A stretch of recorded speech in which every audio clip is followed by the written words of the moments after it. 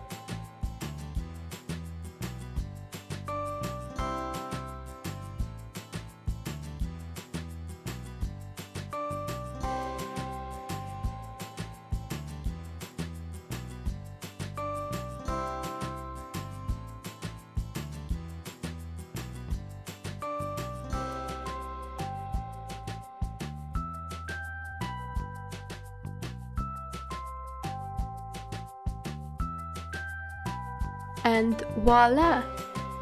Doll has normal neck.